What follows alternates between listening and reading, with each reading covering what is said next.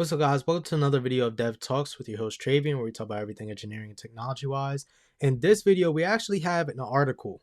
So we don't do many of these often, but Klarna, I just seen their CEO talking about potentially IPOing and things, and there was a video for it, but I saw some other news I think is more and crazier that happened around the same time where, and as you see, this came out the end of May, and I've been meaning to cover this for a while. I just, whenever the right time happens and things, and I just seen the CEO talk. So here we are now in early June talking about it. But apparently, last year, Klarna decided to go all in on AI and basically fire a bunch of employees and replace them with AI.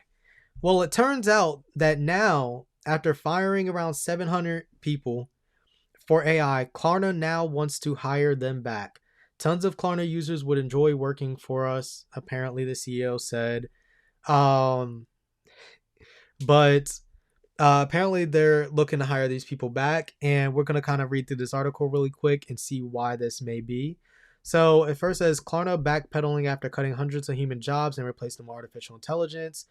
The buy now pay later company now says real people are essential to customer service and plans to bring them back, but in a gig style setup.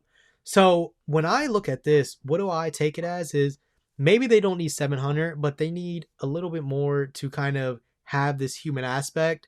And I'm going to talk about a lot of experiences real quick that I have with dealing with customer service, and I'm sure everybody else has it too. So the first thing is their issue was I don't know how much testing they did with this AI, but obviously there was a lot of issues where the AI was not servicing their customers properly. Especially with Klarna, you're dealing with a lot of people's money, especially with buy now, pay later. They have that. I'm pretty sure they're investing in people's money that they have going through them or whatever they have going on.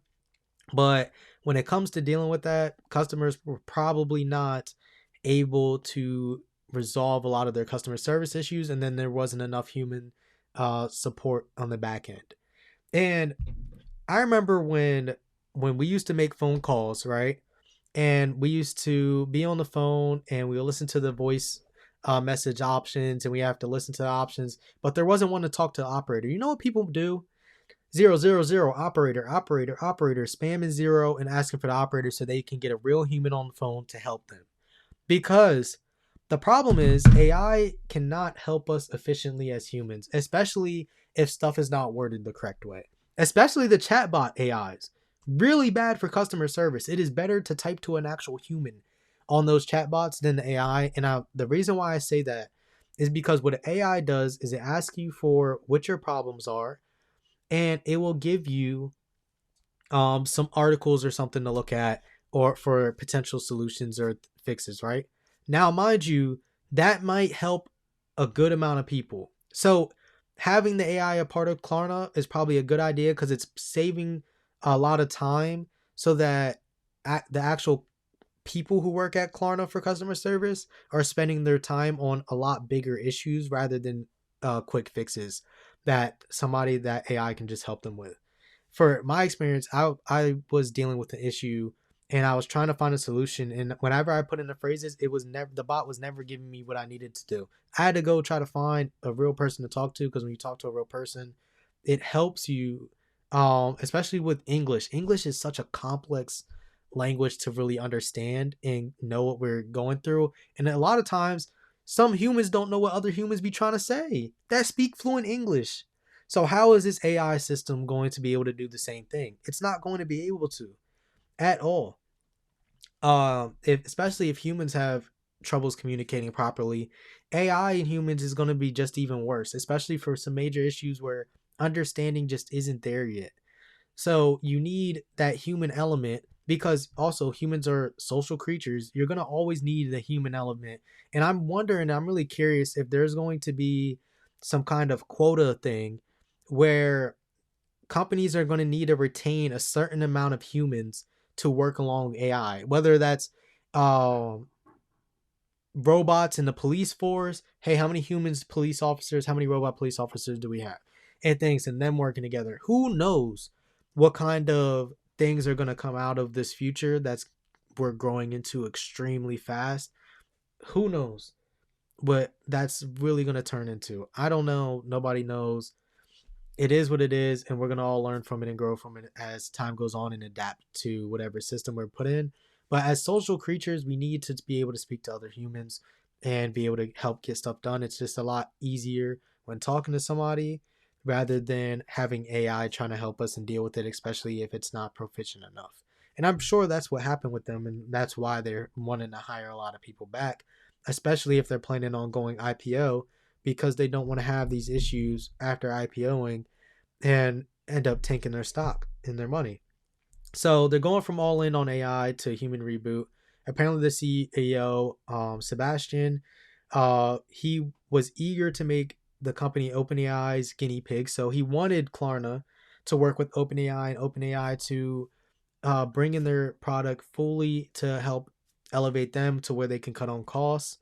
That's one of the major reasons for companies bringing in AI is to be more efficient and cut costs. They probably thought what they were doing was good. They overestimated what they thought. Their test didn't work. They probably bit the hand that fed them when they did that, and now they're rethinking their approach from a brand perspective, and a company perspective. Apparently, the CEO said that I just think that it's critical that you are clear to your customer that there will always be a human if you want. And that's the main point of it all. That is the whole main point of it. That's all I think people want. I think that's what they want to ask for is just to have a human just in case of any issues. You don't want to really deal with a company that it's only an AI thing and you may not get your solution fixed.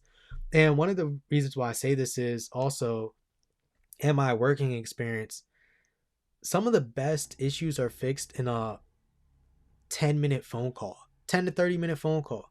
You can be slacking somebody or emailing somebody for hours on something and you can't figure out what they exactly need, or people aren't typing the right things, or there's some miscommunication in that. But when you actually sit down and you're meeting them face to face and having a real conversation, it helps so much with bringing under coming to that actual understanding where you guys are on the same page. You can't do that with AI right now. It's not something that's really feasible, I believe, in any aspect or at all. I just don't think it's the best way to work. But let me know what you guys think in the comments down below. Don't forget to like, comment, subscribe, and share. I really appreciate you all tuning in. I really thank you all. Really, it means a lot to me. I really appreciate everybody who comments, especially. I love reading the comments and seeing what people have to say. Without further ado, if you guys want to send me any recommendations, send me an email at devtalkspod@gmail.com. And peace. See y'all next time.